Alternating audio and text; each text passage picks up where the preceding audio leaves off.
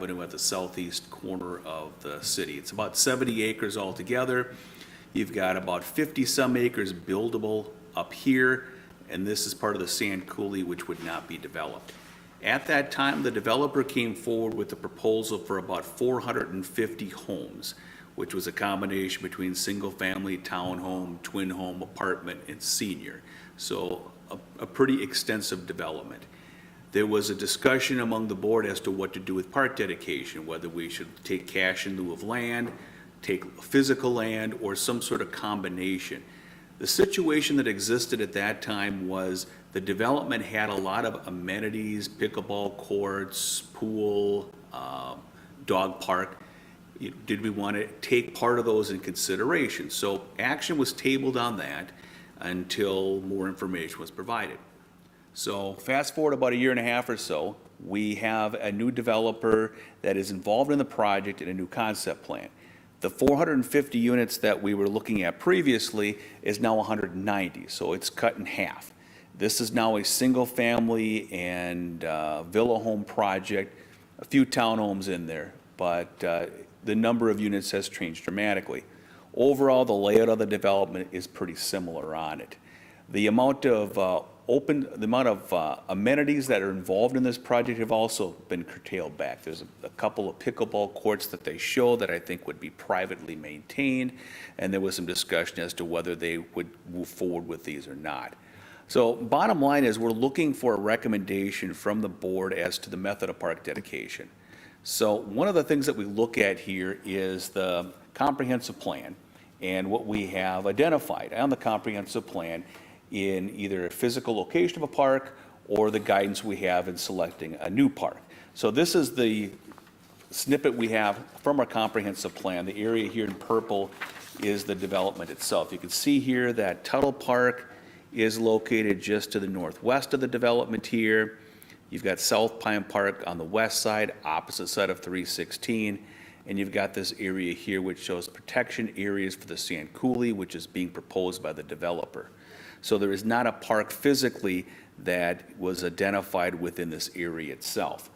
We're also looking at situations of, what type of attributes might we look at if we were to have a park dedicated. One of the things we look at is, well, how much land would be generated by a park under our code? When we did the machinations of that, this development at 190 units would generate a physical land dedication of just under 14 acres. So one of the options that the commission has would be to recommend a 14-acre park in this development, a sizable park that would be. In doing so, there's a couple of things, guidance principles that are within the comprehensive plan. One of them is, has the land been identified in the comprehensive plan? On this map, it hasn't. We haven't identified a park for that.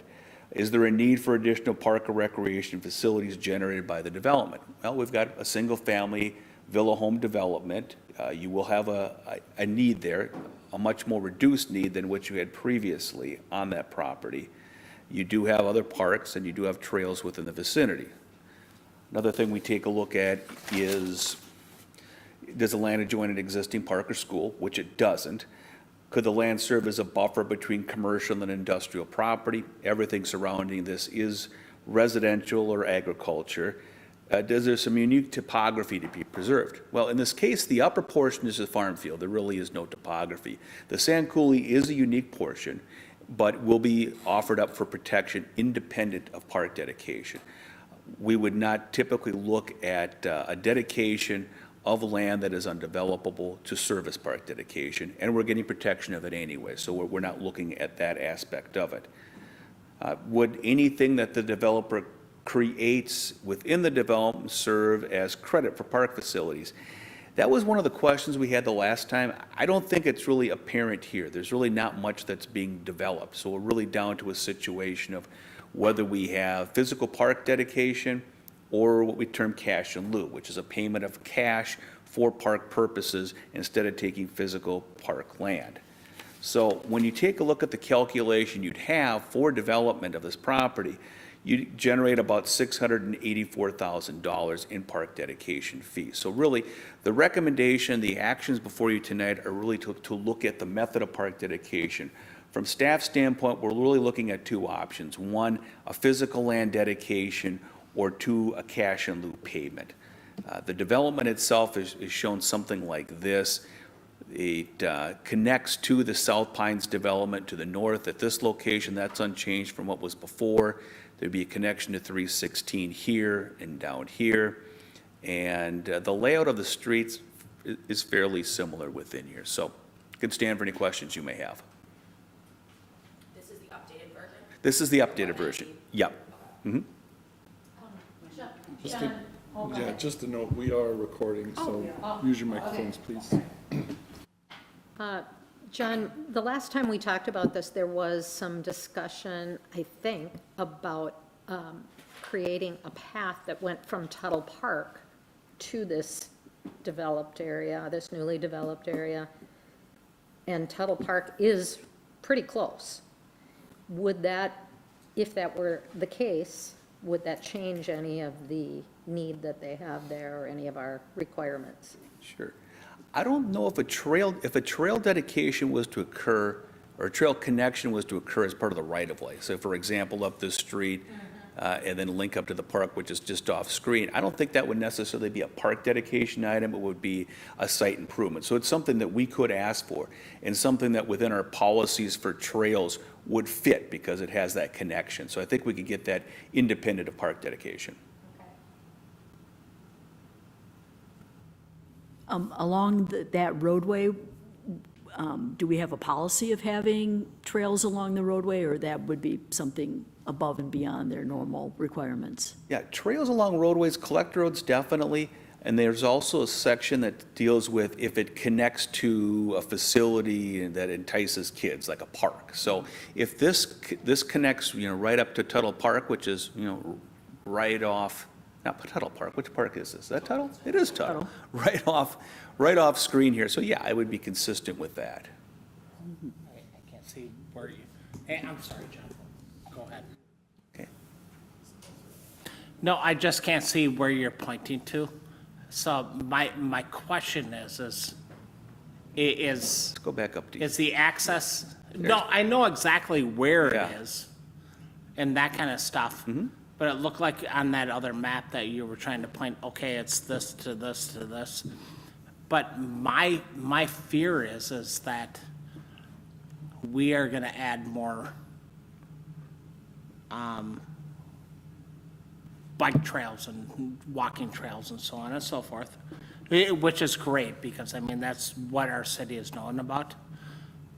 But is it actually going to get to that park for all of these people, which is completely different from what it used to be with the last proposal? Because the last proposal was more or less twin homes with not a lot of kids. So that's my fear right now is, are these kids gonna have access to these parks? Or do we need to put another park in down there? And that's more of a question for Chris than it is for me.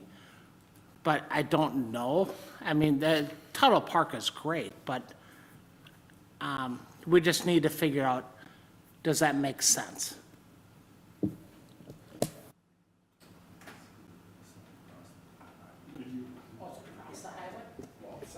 Is there another park in town that you could compare to for what 14 acres is? Size-wise? Probably Wallen, maybe Okay. Lyons. Tuttle Park is about 5.5 acres. Oh, so that's small to add in another almost 200 homes. Yeah, 200 homes with, what's our calculation per unit is 2.37? So 190 times 2.37. So if we run out our calculations from census data and that we have, that our park dedication formula is built on, with 190 homes, 2.37 persons per household, which is what Hastings is, it's a potential for another 450 people in that development. Now, that can fluctuate, but that, right, is the data that we have. No idea what mix of that would be kids, and all of those things. And as John pointed out, part of this development, and we did discuss it, was some sort of pedestrian connection to Tuttle Park. Tuttle Park is within a half-mile walking distance of this development, which is the baseline of our comprehensive plan. And I think Tuttle Park has the green space to be able to accommodate some expansion, right? Which would be the idea that if this development does go through, then this park dedication funding is likely going to be targeted at Tuttle to enhance the recreation opportunities there. It can be used all across town, but I think, right, this commission has a voice in that, hey, this is where this funding or a portion of this funding needs to be spent, and these are the types of things that we need to do, which will be a little bit of our discussion later on this evening as well. But I think a 14-acre, right, which is your purview to tell a developer, yep, we want 14 acres of that land and we're going to make a park. I think that would probably kill the development. They just don't have the space to be able to do that within that area. And John, if you can go to the layout of the development. Yeah, they've got lots of green space. Some of that's going to be stormwater ponding, all of those sorts of things we've discussed with them, and they should be coming back to us with some other connection trails. You can see the main trail kind of running from northwest to southeast through there. That is a trail. There's also a trail along 316 for connectivity as well. That connects up into our current trail system in the South Pines and Tuttle neighborhood as well. So there are some good connection pieces, and we've provided some feedback with some others. We talked about them. There's the very southeast corner is proposed to be pickleball courts of some sort. We've told them we don't want those, in particular out there. Be in charge of maintaining them. Correct. And they don't want them because all they're Well, yeah, and these other three that are kind of up in the northwest, we suggested to them that that's a terrible spot for pickleball courts, so close to residential. So hopefully they take that into account or do whatever. But yeah. Yeah, for sure. So I think what John's looking for is if commission has a recommendation tonight on physical land dedication, cash in lieu, or could be a combination of the two. In the overall park, the plan there, you were showing more of a connection closer to the sand coulee, it looked like. What was that intended? Was there thought of a trail along there in the future? Going into the sand coulee? From the Going comprehensive adjacent? plan? Yeah, if you go back to the comp plan. Okay. Yeah, we, Yeah, that red, 16 and the connecting. Coulee Trail, yeah. That has, when the comprehensive plan was developed, that loop trail had been contemplated. There is 0% of that infrastructure currently in place. right, The sand coulee is not a city asset. It's a Department of Natural Resources asset. yeah. And that's the intent with the piece on the far east of this too, is to have that transferred to the DNR to continue the sand coulee and get that into public ownership. Right. I'm just, and I think the fact that they're dedicating that sand coulee also comes into consideration for this development, that they are setting aside some of that open space, that sand coulee area, even though it's not part of the official calculation, but the fact that there's some open space being left there, and they're keeping their development and the rest of the development. Yes, and even if they retained that land to own it, Yeah, we still would not consider it as part of land dedication. It doesn't fit the criteria. Right. So, but yes, it's a great open and natural space that could be well managed by the DNR. Yeah. And you won't, I don't think you'll ever get the DNR to allow a trail through I, the same. I don't see a trail going through the middle of an SNA. Yeah. Yeah. I will back this plan as long as we have a nice path for these new homes to get to Tuttle Park. It is Tuttle Park, correct? Yes. Okay. As long as we have a decent plan to get there, which may take away a little bit of space from some of these residents, but as long as we have a safe plan to get these kids there, I don't want them walking out on 316, or close to 316 on that walking path. I really think that we need to have something that kind of cuts through a yard or cuts through something so that they're not way out there. But yes, I would vote to go forward with this. I'll motion that, and then I will go from there. That was a motion. Do we have a second? I have another question though. Before we do it, it's good. The purple site location, did they use all of the space when they went down to the 190 some homes, or is there still potential to build more? I suppose there's potential. They would potentially develop some of these green space areas. How they would access those, it seems unlikely, so. Okay, I so it's wouldn't not like think there's so. still room to build another 200 properties in the future? Yeah, it's not like they're reserving a portion of this Okay. that they intend to I would develop assume more in the it would. future. I don't see that here. I have one more question, too. You had mentioned that the 14 acres would kill the project.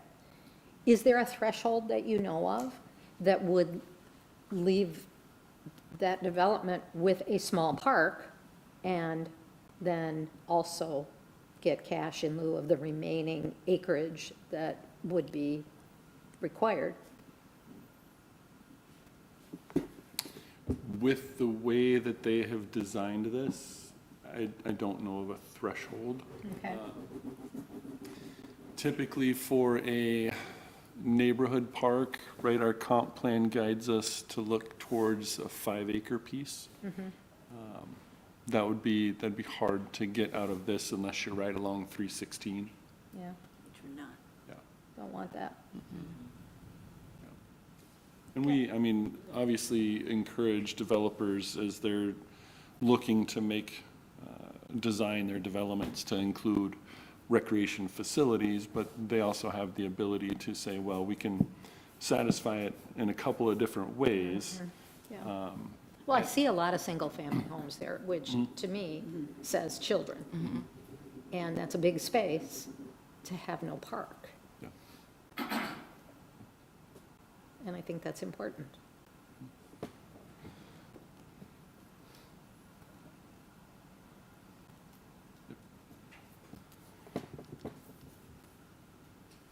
But you did say that Tuttle Park is within the half-mile walking distance. It would And if we be, improve Is that from the- like the front end? If we improve the access, the south end, yeah, all of from the it's, south end? all of it's within a half a mile. Okay, And similar conversations for the Heritage Ridge development, most recently off General Sieben, within a half a mile of Wallen Park, and there, those folks do have to cross General Sieben Drive to get to that. But there wasn't, there isn't a dedicated park space in that There's not. development. no. And, I would tell you too, some of that consideration is, do we want to continue adding to the system that we have and creating more assets to maintain? Yeah, that was another Or- question I had. Or do we want to, as long as we're well within our guidelines, do we want to improve some of the facilities that we currently have and still provide the level of access that we've targeted? Sure. I Good would feedback. say Thank you. that if we can clearly say along with our recommendation to maybe go the cash in lieu route, that we would like to have that money to go to make the improvements at Tuttle and that specific park to make it better for the incoming homes, like, that would make sense. And at a future date, that would be a recommendation that would come out of this commission to council as we talk about a park project at Tuttle. First, we want to make sure that the development goes through. Right. Yeah, right. We can't spend the money we Yep. don't have. So, yeah. Any other discussion? No. Call the question here. All in favor of accepting the dedication that was calculated, but taking into account, making sure that there's trails that, and safe ways to get to the park for the residents of this development?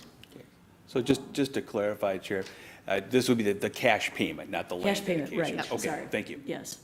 All in favor of that, say aye. Aye. Aye. Any opposed, nay?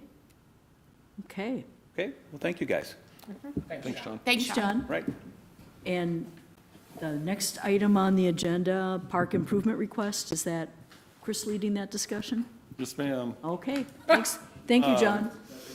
Thanks a lot. Have a good night, John. Hopefully, you all had a chance to read through your packet and see the proposal that was sent to us. In short, for those that may be watching or listening, proposal from a couple of individuals whose folks lived here in town. I think these folks grew up here as well. I don't believe they live here, at least one of them doesn't anymore. But point being, they were interested in donating a couple of dog waste stations, specifically for the area around Eagle Bluff and the trail system that goes down the bluff, across the sand dam, over by Lock and Dam, in that area. They've provided a very good outline here and hit all of the things that I think one should hit for having this discussion. And I may or may not have shared with this commission in the past that just like the garbage and recycling conversation of where to put those things outside of physical parks, you know, along the trail systems, I'm very guarded about that. Very guarded. It, you know, for a couple of reasons, it increased costs because we have to purchase more supplies to do it. To some degree, it takes more personnel power or trips to do that. And I firmly believe that people need to have a little bit of personal responsibility. And if you are a pet owner, you are responsible for your pet and your pet's waste and disposing of that appropriately. Same holds true with garbage and recycling. We don't need a can every 50 feet. The people that are going to take it to the garbage or recycling are going to take it to the garbage or recycling. The people that are going to throw it on the ground outside their window, they're going to do that no matter what. All that said, I clearly see both sides of this conversation. So I wanted to bring it to commission to get some input from you folks, kind of in a broader discussion, not just this, but I've also been to places where they have a very robust dog waste collections along all of their trails and all sorts of spaces, and that's very nice too. And I still want to have some conversations with our staff as well too, because they're the folks that are on the ground doing the things. I don't do that so much sitting in my office. They do that. So I want their input, but I also wanted to start here with your input, and that's the conversation that I had with the folks that provided this proposal, was that, well, I'll bring it to commission, we'll discuss it. I'll discuss it with our staff, and I kind of laid out for them the same information that I've given you here too this evening. So with that, I'd just like to have kind of a discussion about it and see what your folks' thoughts are on it, and What was the feedback from your staff? we haven't had that discussion Okay. yet. That would be a factor. I think that would be a factor for me in, saying a good idea or bad idea, because they're the ones that would have to take care of it. And I can tell you generally, having grown up as a park maintenance person, that if you're asking me if I want to add more garbage cans or more dog waste stations, I'm going to tell you, like, no, Right. don't really want to have to deal with that anymore or more. But we do already. We do with all of our trash cans that are out there. We have a couple in town that are very specific on trails for dog waste. We've tried to remove those before. And folks are very kind and they still pile the bags up right there. Just kind of letting us know that, hey, you took it away, maybe you should put it back. And we talk to people and have a conversation about it, and it works out generally pretty good. So we don't go scattering them all about, and you'll notice that on our trail system. It's not flush with garbage and recycling, and it's kind of purposeful. But people that walk their dogs know where they are and know where to find them. True. Is What, there a problem with people not cleaning out on Absolutely, that trail specifically? on every trail. Every trail, every park, there are continually people that either A, don't pick it up, or my favorite is pick it up, put it in a bag, and huck it in a tree. I mean, I just leave it on, but you leave it on the trail too. I don't, I'd rather you just not pick it up at that point, but then I gotta stick up for our stormwater folks where, pet waste is a contaminant for stormwater. do you have any idea of the additional staff or labor costs involved with something like that? Or it's just It wouldn't be much, right? It would be something that we would collect on a garbage run periodically as we drive that trail anyways. We go to those locations, we certainly do. But it's gonna take you an extra couple of minutes to change out a garbage can, restock the bags, that kind of stuff. The bags are expensive. They are expensive, but that's okay. Here's the question I have is, can you have a discussion with these people and say, I'm going to check with my staff and see if this is doable, and are you willing to give the money and we use it for either this or other things?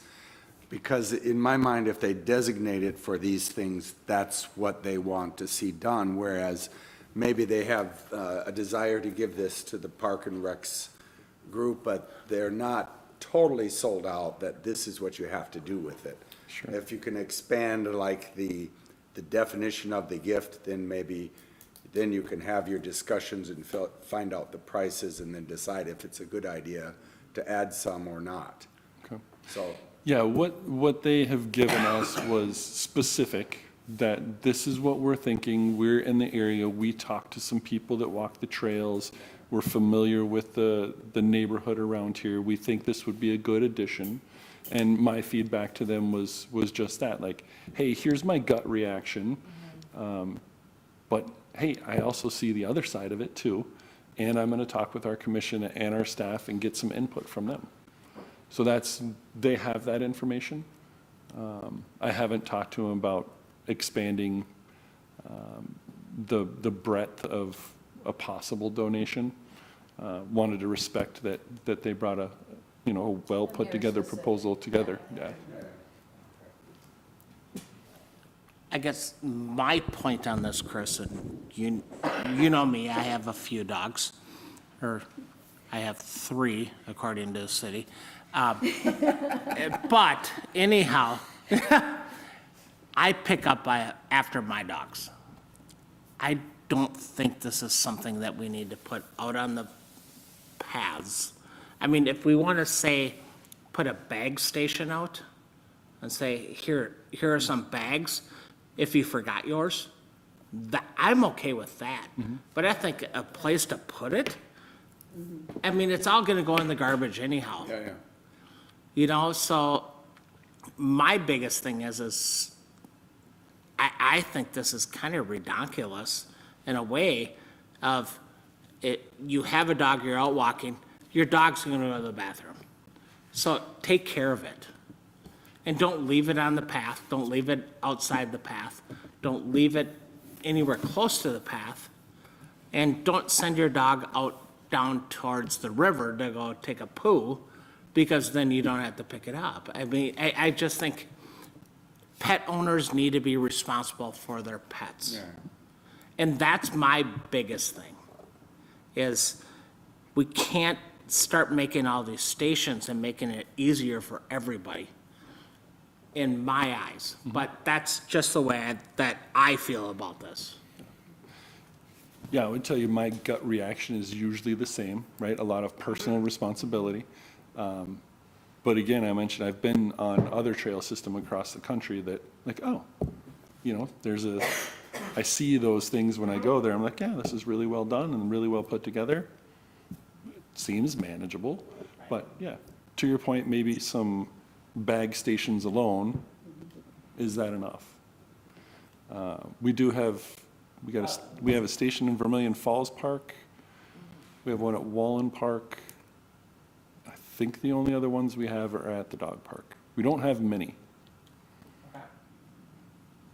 My experience with that sort of thing, having a home myself that's on one of our trails, is that it's pretty common to see both. I mean, I'm picking up other people's dog droppings, but I also see a lot of dog walkers take care of theirs.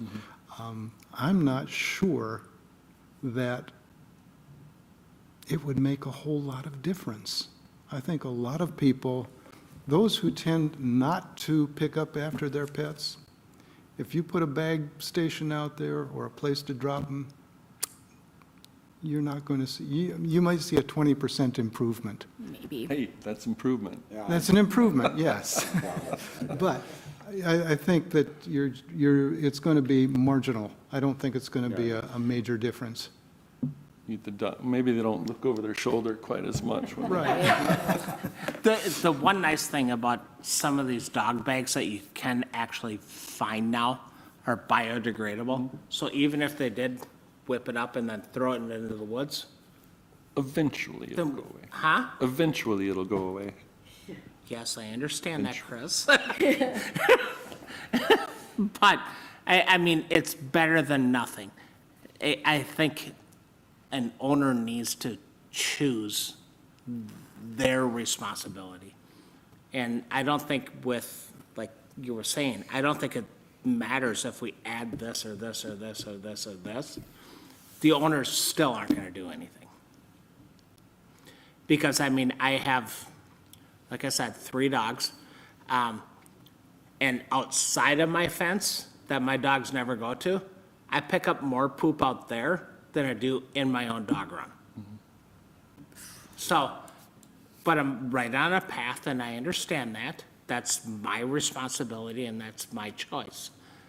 But people, if they're not responsible pet owners, they're not gonna pick it up no matter what. They're not And going it to become a responsible pet owner all of a sudden because there's a station. Hey, I'm sorry, what was that? I said they're not going to become responsible all of a sudden because there's a trash can there. Yeah, exactly, yes. Let's face it, some people just don't like picking that stuff up. And that is definitely part of the problem.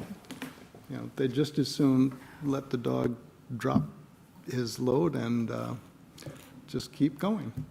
And if we run off quick, no one's gonna catch me. That's So, right. I'm not quick, so that doesn't happen. I'm not a dog owner myself, but I have neighbor dogs that drop by for treats all the time. And all of those people are very, very good about picking up after their dogs. Yeah. So, well, sorry. I keep forgetting about this. So I guess, Chris, with the donations that they're willing to give us, maybe we buy more bags for the stations that we have out there right now. I don't think that we need to increase the amount of, like, pet waste, whatever. Yeah, and like I said, from commission, I'm just looking to get some feedback from you guys. Yeah, or take that money and put it towards the dog park. That's what I was gonna ask, like, this one specifically seems like it's very, like, generous, they've given it some thought, so that puts me in a little bit of a different thought process than like the overall, like, let's put in a whole bunch of these all over town, right? But is there something that we could maybe do at the specific dog park, or something we could add there, like, instead of this, so that they can still do some type of donation in remembrance, but maybe not that?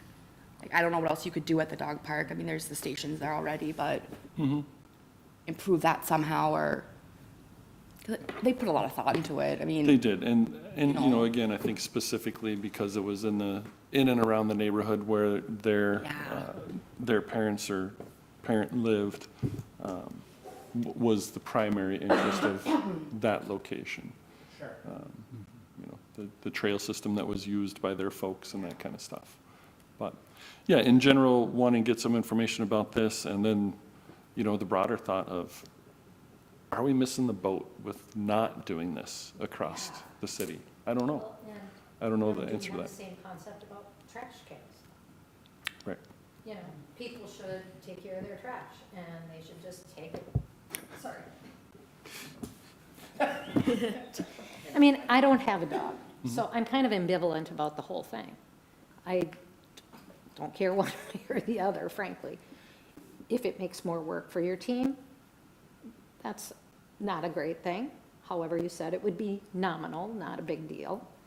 And, you know, we do this with trash cans where we put many trash cans out in obvious places so people throw their trash away and don't have to go looking for a trash can. Wouldn't this be the same thing? I mean, like you said, the dog owners that already aren't picking up, they're still not going to pick up. Right. Those that do, it's a kindness. That's They very don't true. have to carry those bags with them for that whole walk. It makes it a more pleasant experience for them. I'm okay with that. I usually look for the bag station when the dog has more than one need. If I just have one bag with me. Right, exactly. Yeah. Yeah, and I think Scott made the point earlier that, you know, maybe just having the bags available, but not having it being a deposit, a garbage spot there. You know, for the person who would normally be a responsible pet owner and pick up, but forgot their bag, or have a greater need than they expected. All right, my other comment on that, and thank you, Yeah. Seal. So if we do have these stations, do you guys have like a different receptacle in the back of the truck, or do they just go in the garbage bag anyhow? Garbage bag anyhow. Then why do it? It would be, part of this request is installing more garbage cans along that route too, so people have a place to dispose of it. That I can understand more than having more pet waste containers. Then, because I mean, sometimes you're out walking and you have a bottle of water and you just run out. And you need a place to put it. You put it in the recycle, you put it in the garbage can, you know, I mean, or you just throw it back out in the woods, you know, I mean, I'm just simply stating, Take it Chris, you home know the what I mean. same way you brought it there. Take it home the same way you brought it there. Yeah, exactly. So, but I guess if it's all gonna go in the garbage, I think it's just a waste of money and time for your guys to go clean out a pile of poo and put it into the garbage can. No, it would, if we installed a bag dispensing station, Yep, right, and then somewhere else potentially put one of our regular garbage cans, is all it Yep. would be. Garbage bags would be the same, can would be the same, it goes to the same dumpster, it goes Yep. to Red Wing and gets incinerated, all the Perfect. same stuff. yeah.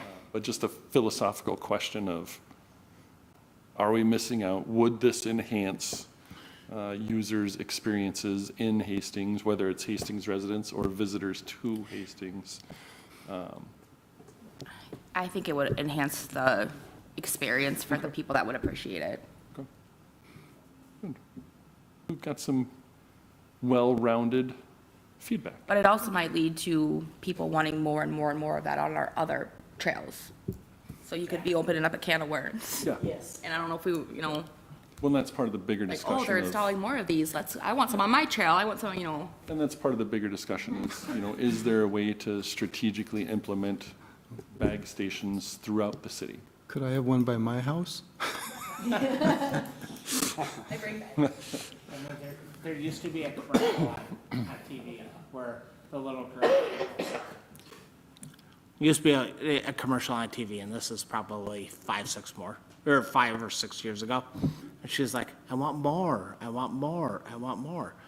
We can't always give more, because you have to look at this, Chris, and say, does this make sense for my staff to do this? And I am gonna take your recommendation on that over anybody else in the city, because you know what is going on operational-wise than anybody else that is willing to give us money or willing to do anything. But I'm gonna take your opinion on that before I do anything else. Sure. Yeah, and I would just generally tell you with anything like that, any sort of request or idea, I bounce them around a lot with folks. And yes, staff input as far as increased workload or different workload or whatever, that's always a consideration. But beyond that, and maybe even more importantly, is what does it do to the user's experience, right?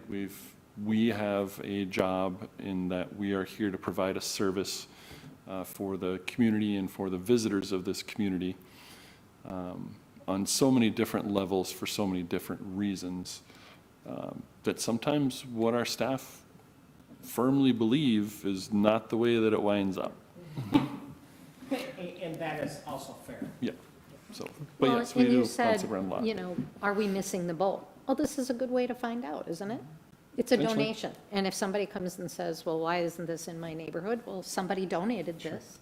And if you want to get a group of people together, Memorial bench and tree and dog waste stations. Yeah, I mean, I mean, for dog lovers, that makes perfect sense, evidently. Yeah. no, it is a park amenity that's very common in places. It's just not very common here in Hastings. One other consideration is that that particular stretch is a very, very heavily used stretch by all sorts of bikers, joggers, walkers, dog owners, and if we improved the aesthetics of it, by reducing some of the waste, especially on that particular trail, I can see a definite plus there. It's just having been there frequently enough myself that there's always somebody walking there, or walking a dog, or biking. And so that would be on the positive side of accepting a donation like this, that it would enhance that particular area. And that's, I don't know, I don't have any statistics other than what I've noticed, but that is probably one of the most heavily walked areas in the city. Well used, yes. Good. Well, thank you all for your feedback. We'll have a discussion with our staff, and I'll wrap back up with these folks and report back to you guys as well. That sounds great. Did that say how many they wanted? One or two. One. One or two. Okay, department updates. Department updates. I'll go through some of these quick, and it may not seem like it's in any logical order because it's not. Our ice arena project, right, the refrigeration, the roof, the solar, and all that stuff, complete. We're paying the last pay application and wrapping that up, and everything has been going very well out there. They just put the ice in on the east rink over the weekend, got that painted up on Monday, and if you go out there to any of the games or practices or whatever, you'll see there's 2 Hockey Day Minnesota logos in the ice as well, which is pretty cool. So a little bit of a last minute addition, but we were able to make that happen. Our Lions Park project, we had a pre-construction meeting today with our contractors for that. Their intended start date is November the 3rd with a wrap-up December 31. So that will be going here quick. There's a couple of long lead time items like those roll-up doors and the skylight. Skylight is one of the biggest hiccups in there, so we're looking to pivot that a little bit. And just as a reminder, this is insurance reimbursed for that. So when we bid that project, we had to bid it one for one exactly like it was to know what that price was. There's currently a skylight in the Yep. previous one? Yep. Huh. Okay. Yep, but same as Wallen Park. Yeah, it used to be apparently a very common skylight, and now it is not. So, it'll still have it, just it might not have the same angles and shapes that it did before. Lake Rebecca project, they were doing some tilling and seeding a couple of weeks ago, week and a half ago down there to get all that space seeded up. And we are meeting with our consulting team next week, end of next week, to just review the entire project and see if there's anything left that needs to be wrapped up.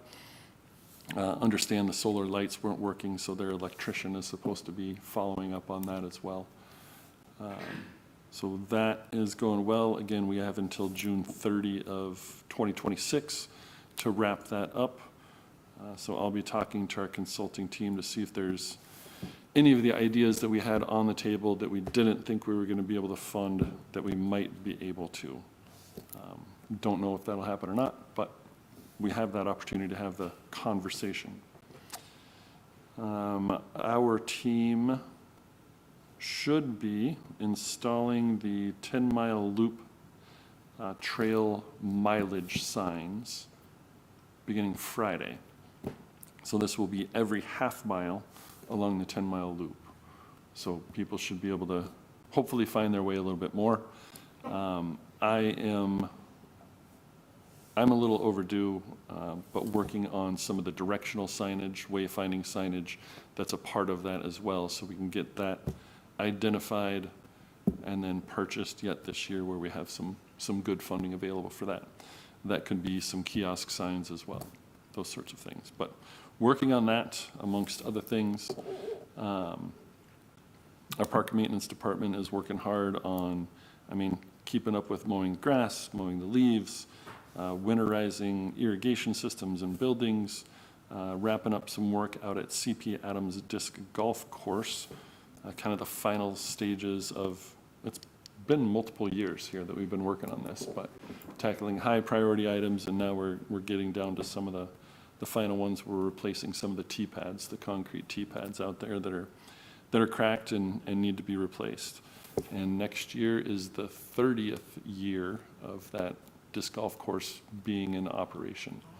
So we may be looking to do some sort of anniversary type event for that next year. So I'll work with Paige, obviously, and a few others and see if we can get something done. We'll be doing some top dressing yet this fall, hiring that out at the soccer fields. Soccer fields 1 and 2, which is the lighted field, and the one just north of that. Try and get some good sand top dressing on that, help improve the playing surface on that. Next year, we'll do a couple of the other ones, or we'll bounce back to the baseball field or softball field and just kind of continue that routine process. Some of you may be aware, there was a community investment fund project that was, you guys might not be aware. It was to install a rainbow bridge at the dog park, kind of the memorial type of deal at the dog park. And the individual, former commissioner Nicole DePalma, was the lead on that. And she was actually able to talk to HPAC and a couple of other folks in town, and they generously donated all the money to be able to purchase that bridge. The paint is being donated by Sherwin-Williams. Wildside Graphics donated a sign for that. We've done the assembly of the bridge and will facilitate the painting of the bridge and get it installed here probably in the next couple of weeks. So, yeah, it is a pretty cool deal. Nicole's been doing great with that, yeah. She actually just got to see it for the first time put together today. That was fantastic for her. Some of you may know, some of you may have gotten questions, whatever. The Corps of Engineers is building a sand island in Spring Lake on the upstream side of the lock and dam.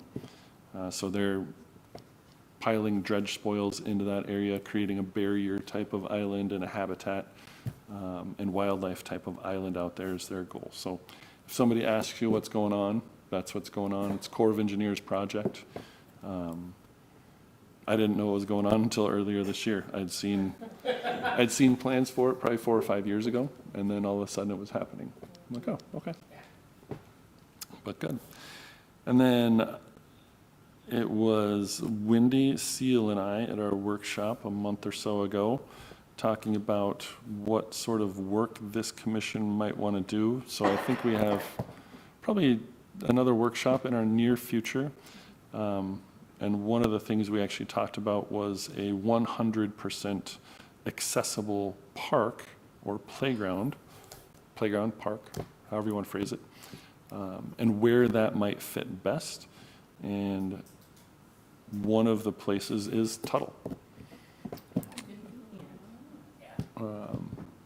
And Tuttle, because of, it's very flat. There is a road that we can probably push the curb back and create parking, which is a big need. And then, yeah, topography, those challenges are pretty easy out there. So that's one of the ones that at least I'm keyed on right now, is that. I've thought about roadside in the past, and there's some issues there that I just don't think would work out to build the type of park that we would want to build. But, so in conversations, had that same conversation with Parks and Rec Committee of Council. They're certainly supportive. They may go out and tour a couple as well on their own and just get an idea. I think there's a new one in Cottage Grove, and Councilmember Beck's aware of a few others that she's pointed out to, so we may go and take a look at some of those as well. But if you guys are out and about and you see any, or you know of them. What makes it 100%? So it would be all of the equipment would be accessible in a variety of different ways. Okay. So for mobility impaired, or if you're in a wheelchair, or you have a walker or something, and the surfacing, the paths, the connectivity, all of that. And every piece of equipment might not be perfect for everybody in every situation. But you look at, things like. But there's something for anyone. Yeah, tactile things and, just a variety of other ways to try and make it accessible and inclusive. We would look multi-generational too. And we talk about, we've done some fitness equipment at some parks. So if a parent is watching a child, they can, they have something to do too if they want to. Like, I don't go down the slides too well anymore. But if I can sit, and do a little bike while I'm there, great. So those sorts of things would be something to consider. Gathering spaces and that kind of stuff as well. But, so those are kind of the big updates that we have going on, unless anyone's got questions about anything specific that's happening. Just because I can. So, yeah, staffing-wise, you guys are sitting okay? Yeah. Okay? Yep. Equipment-wise, nothing that you know of? I know that you guys are starting to switch over to the silver because it's more of a stock color, Yep. which Silver is trunks. awesome. But is there any issue there coming from the city or the city council not giving you enough money for, your staffing, your equipment, or anything like that, that we need to raise a concern and talk to the council about too? No, we are fully staffed with all the positions that we have. The city as a whole is moving towards a 5-year cycle on vehicles. Instead of holding on to them for 10, maybe 20 years. So it's a way that we can leverage our buying power off of state contract, right? So we don't pay sticker price for a city vehicle. So if we pay 45 or 50,000 for a 1-ton 4-door pickup, and in 5 years, that still retains a lot of value. In particular, because we don't put a lot of miles on them. So hopefully, we get to a spot where we're selling them for as much as, or maybe a little more than what we paid for them. That's awesome. So if we do that on a 5-year cycle, and I think I have one I need to replace next year, and all of ours will be 5 years or newer. Wonderful. Yep. Yeah, we're getting well, provided the budget is passed in December, scheduled to replace a utility cart. One of the ones, it's a Toro utility cart that we use out at the ball fields to drag fields and drag stuff around. Replacing that with a specific piece of equipment for grooming and maintaining infields of ball fields.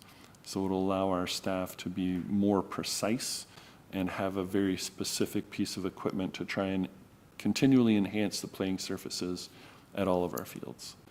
So that'll be a really good move. That's a great idea. Yep. Those are some of the kind of big ones. I'm sitting on a 21-year-old skid steer. Okay. That's fine.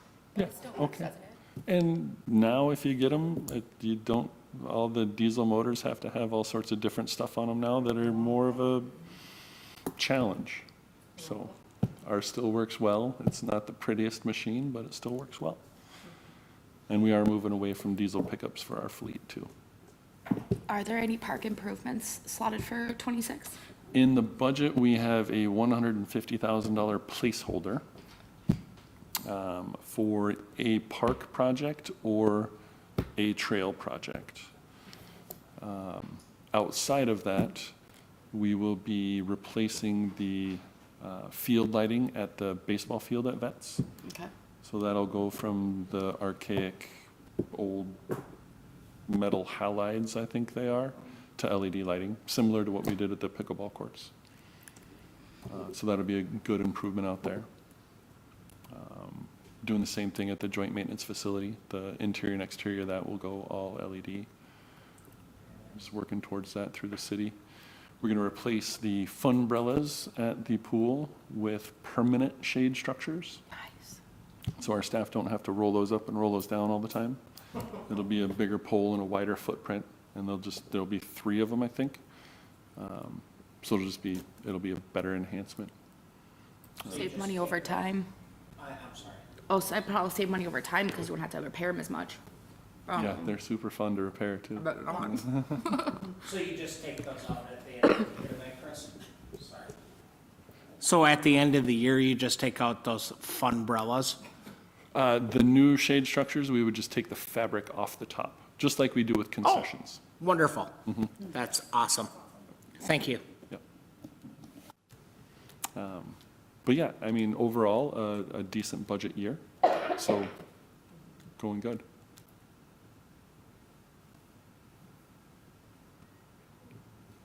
Anything else? Motion to adjourn? So moved. Agree.